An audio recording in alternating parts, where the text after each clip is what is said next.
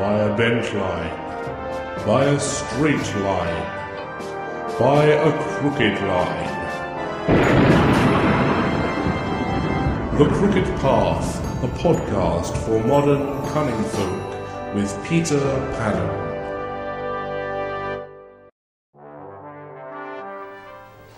Okay. Hello and welcome to The Crooked Path. My name is Peter Pagan, and this week we're taking a look at craft names. But first of all, a little bit of news. First of all, Christopher get better. He's got a nasty cold. We were reading tarot at a Hollywood rap party on Saturday night, and he picked up a plague from somebody. So hope he gets better soon. That's why I'm keeping it simple tonight, because I don't want to grow extra arms or heads or whatever. But those of you who may be going to ConjureCon this weekend up in Santa Cruz, well, Linda and I will be up there, and so will Joanne, who is the layout artist for Pendragon Publishing. So if you're there, say hi to us. Linda and Joanne will be attending the classes. I won't. I'll be finding a shady tree to sit under to read manuscripts, but I'll be around for the socialising part of things. And if you've been watching my Facebook page, you probably already know this, but there is a new event going on in New Orleans next year called Hexfest, organised by Christian Day. And I have been confirmed as one of the presenters, so I'm looking forward to that. Any excuse to go back to New Orleans. They have good food, good booze, and good music. And now they've got a good witchy convention as well, called Hexfest. And for those who are a little bit more local, we will be vending tomorrow at the Northridge Mall Farmers Market in Northridge, of course. I believe it's runs from 5 till 9 in the evening, and we will be selling glassware, and Anna will be selling her jewellery, and we will also have Raven's Flight incense to sell. So if you've been jonesing for some of her lovely incense since the store closed, now's the chance to get some. So let's have a look at craft names. Well, craft names have been in use for thousands of years, and it's anybody's guess exactly how and when things got started. It's probably got more to do with, initially at least, with the concept of tribal names. Back in the ancient times, our ancestors used to be very wary of letting people know their real name, and so you would have your family name that only your family knew, you'd have your tribe name that everyone in the community knew, and you would have a name that you used if there were strangers around, so that you didn't give them power over you. The idea was that your name had power, and you wanted to be careful who you granted that power to.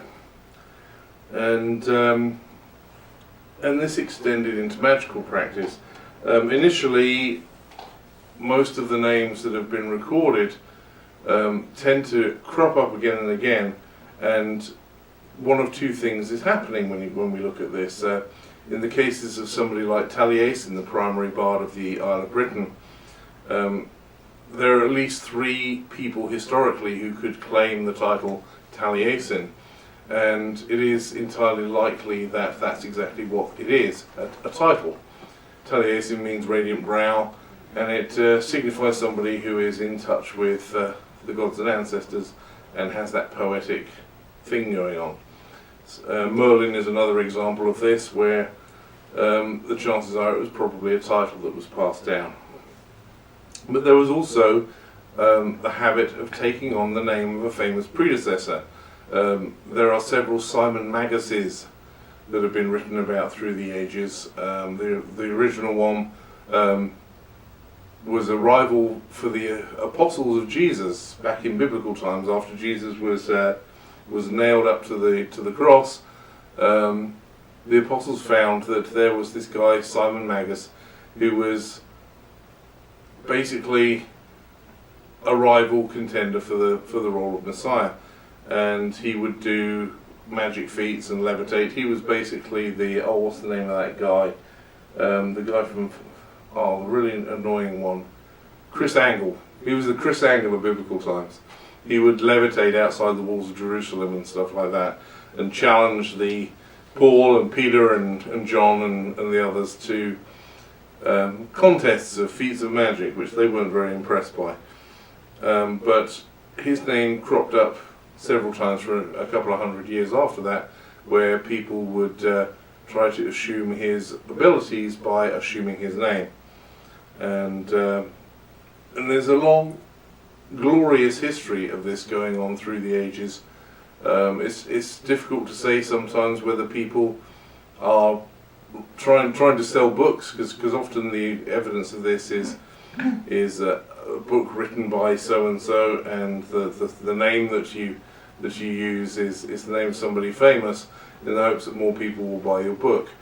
And the books of Virgil in the Romano-Celtic world were done like this. There's a lot of books that were assigned to Virgil, who he probably never had a hand in. And this got a little stranger even when in Celtic Wales, the Welsh mutation of the name Virgil being a Roman name, it actually ends up being Ferilt. And so you have the books of Ferilt, which are books that are often claimed as the super secret origin of various traditions. The minor detail being that nobody has ever discovered an actual book of Ferilt, and the chances are, historically speaking at least, that it refers to the writings of Virgil, who was a great chemist, amongst other things, chemist and alchemist. And in fact the word Ferilt in modern Welsh means pharmacist. So that's not to say that there weren't any real books of Ferilt, it's just so far nobody's discovered any, so who knows. Of course, the famous witch trials, the Inquisition and the Malleus Maleficarum and all the other goodies from the time of the burning times, gave another aspect to the craft name, and that was the name that the witch was given by the devil at her infernal baptism. And this, interestingly, often took the form of the name of a previous prominent witch. But it was your diabolical name, and it was usually done as part of a reverse baptism. They kind of unbaptized you from the church, because everyone was baptized back then. And as I said before, the concept of tribal and family names still continued. And even to this day, and socially speaking, each of us has a number of names. We have our legal name, which is the name that's on our birth certificate and our marriage certificates, and it will be on our death certificates, and it's the one that has to go on any other legal documents as well. If we buy a house, our legal name goes on it.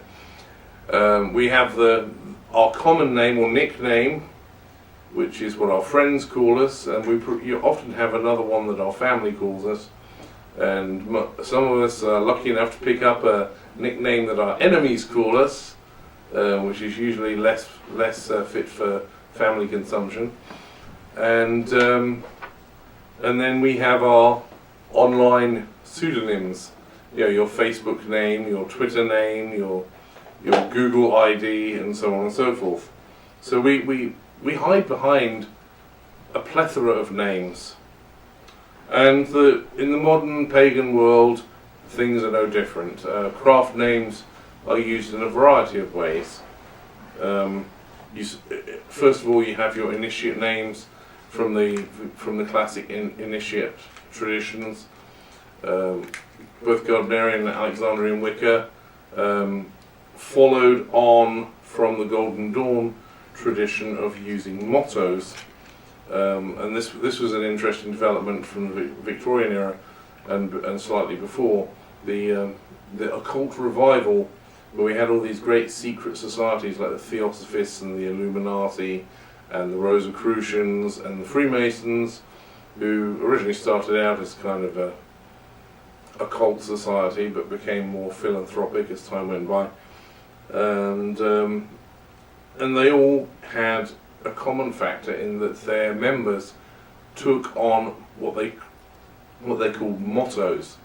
I guess for Victorian English gentlemen, the idea of a nom de plume or a nickname was somehow not quite the done thing, and so they took on mottos, and the mottos were often in some ancient language, frequently Latin, sometimes Gaelic, and various other languages, and they usually were phrases that reflected some property or quality that the member of the secret society wished to either present to the world or to develop. A good example is Dr. Westcott, one of the founders of the Golden Dawn, whose magical motto was Demon est Deus inversus, which means the devil is God inverted. Aleister Crowley, when he was initiated into the Golden Dawn, took the name Perdurabo, which means I endure. And I guess it was really the rest of the Golden Dawn that had to endure because of the mischief that Crowley got up to. And in his own OTO, he took the name Tomegatheron, which means the Great Beast. No aspirations there, of course. And apparently the cops are outside, but I don't think they're after me, so we'll keep going. Yep, they've moved on. One of the neighbours. Of course, in this day and age, the Facebook name and so on becomes a huge part of everybody's life, and it's no different for modern pagans. I have to admit, personally, I find it somewhat disconcerting and annoying where people seem to use their magical name as their online persona. Part of it is because they don't see a difference, which I can kind of get behind, but a lot of it is because I don't think they take the taking on of a magical name seriously enough. Because your magical name should not be shared with people who don't share your magic. That's my way of looking at it anyway. So let's look at it from a more practical side. First of all, look at how to craft a craft name. For most people, the usual way of doing this is to take on a name that represents who you want to be. It's kind of it's not so much a label as a target. This is my goal. For example, when I first was initiated into Alexandrian Wicca, I took the name Harlequin. And you might think, why did he want to be a clown? Well, actually, I was already a clown by then. That started way earlier. But I was actually very impressed, and it's kind of embarrassing to admit this, because I go on about people having to choose the right name for the right reasons, and then my first magical name came from a movie. So, not taking my own advice, but there was this movie called Harlequin, starring Robert Powell. It was a modern-day retelling of the story of Rasputin, but with Gregory, the Rasputin character, cast in a more heroic light. And it was a really cool film that resonated very much with me on a magical level, and I wanted to be Gregory, who was in the final scenes of the movie, the Harlequin. In the US, it was released under the name Dark Forces. It's a very dated movie now. It's actually an Australian movie.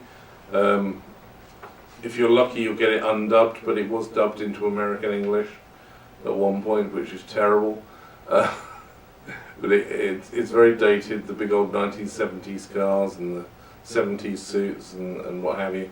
But it's a good story, and it's very interesting magical principles at play in the storyline as well. And I wanted to be Gregory from that movie. So, because he seemed to be the epitome of what a good magical practitioner should be to me at the time. And so I chose Harlequin as my very first magical name. My magical names since then have been taken for much more prosaic and magical reasons.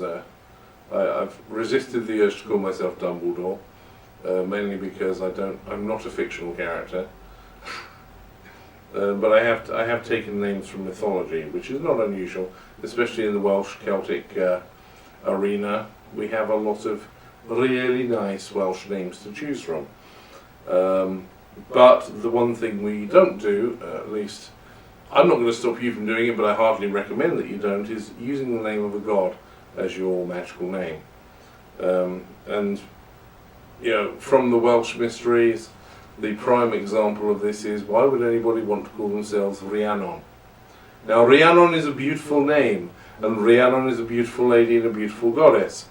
However, her story is not one you wish to emulate. Not if you're sane, anyway. Just as in most British crafters shy away from the use of the terms Lord and Lady. I think part of the reason is because we actually have people called Lords and Ladies who are titled bigwigs who sit in the House of Lords in London. Titled nobility. So we tend not to use those terms, except for the Lord and Lady, which is of course the God and Goddess, by whatever other names we know them as well. And even in mundane society, Lord and Lady are not terms that you really use unless somebody actually has a title of nobility. The usual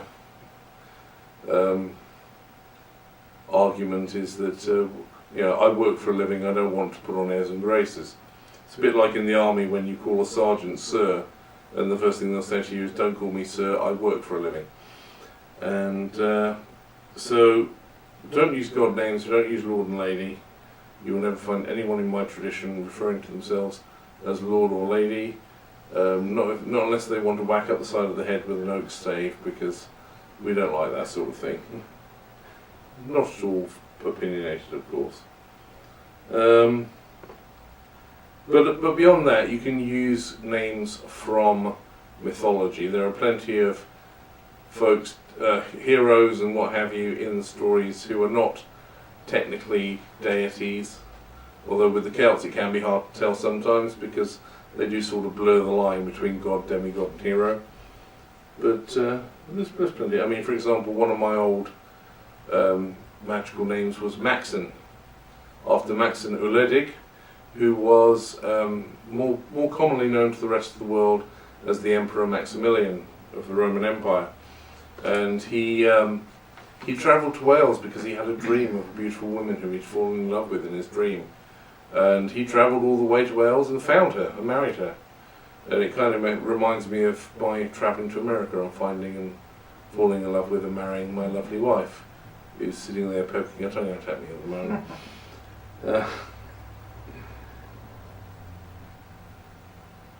So what do you do when you've picked a name? Well, the simplest thing is to make a formal statement in order to assume the name. It's usually do something, some sort of ritual gesture to take upon yourself the name that you have chosen.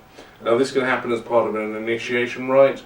You can do a full naming rite, and if you haven't got any ideas, here's one that I used many years ago, and it's actually from some old book. I can't remember where I got it from, but it's an old Celtic tradition. So I was told in the book. I can't validate that, but it was a very cool and very effective thing that I actually pulled out of my memories for somebody who wanted to formalise taking on a craft name, just on their solitary journey. And basically, the idea here is that you take an applewood stave. That's using stave in the sense of a small piece of wood, like a small branch or twig of apple that's had one side carved flat for writing on it. So it's this kind of thing that you write ogham on, or bind runes, or what have you. You use apple wood because apple wood is food safe, and that's very important. And you either inscribe or write the name on the stave that you've chosen. You can carve it with the point of a knife, carve it with a Dremel, wood burn it on, whatever you want, but don't use anything toxic. Don't use lead paint to paint it on, because that would defeat the object of being food safe, obviously.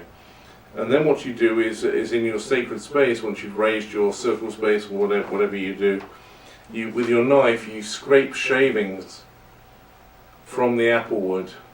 You basically scrape the name off.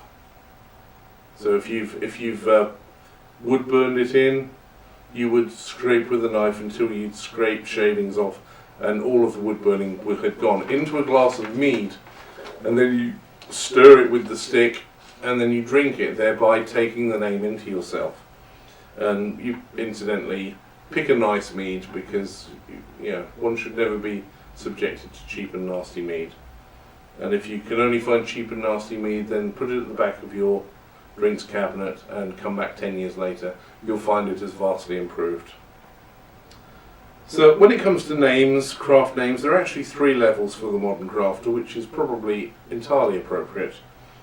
The first is picking a faux name to use in the community. Now this can be a nom de plume, an author's name, or your online name, or a name that you just give, Kestrel might be a cool name. I had a friend back in England many years ago who actually used Merlin as his craft name. You don't know who he is, so it doesn't matter that I tell you that. And in public pagan gatherings, he would refer to himself as Kestrel. So not really a huge clue there, but it worked for him. So have a name that you use amongst other pagans in the wider community. I tend to use a magical name that I no longer use for magical purposes. So for example, a lot of times online, if I'm not using Pendraig as my username, because Pendraig is the publishing company, I will use Hugin, which is another one of my early names. It's the name I took when I got my 2nd degree in Wicca, and it's one of Odin's ravens, incidentally, just in case you were wondering. Hugin and Munin, a thought and memory, and so I would use that out in public if I didn't want to use my mundane name. These days I mostly just use my mundane name because I've written my books, done my DVDs, my podcast, and all the other stuff I do online is all done with my real name, so it's a bit silly to try and hide behind a fake name now.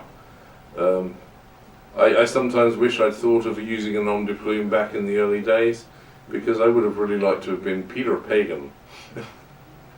It would have been a very slight change, but it would have made me chuckle. It was probably a very good thing that I didn't do that. So there you go. So you've got your phone name for use in the community. You have your initiate name, which is the one that you use with your fellow initiates in your group, or family, or tradition, or whatever you do. And this is one that is not so common. Or maybe it is common, but people just don't talk about it, because by its very nature it's not something that you would share with people a lot. And this is the name that is known only to you and your gods. You'll find after you've been an initiate for a while that you'll notice that your gods have a pet name for you. And this is the name that is purely between you and them, that you wouldn't share with anybody else, not even your life partner. And this is the name that has the most power, and that's why you keep it the most secret. So that's it for this week. Hope you've enjoyed some little meandering thoughts on names from me, and I hope you'll join me again next week. So take care. Bye bye.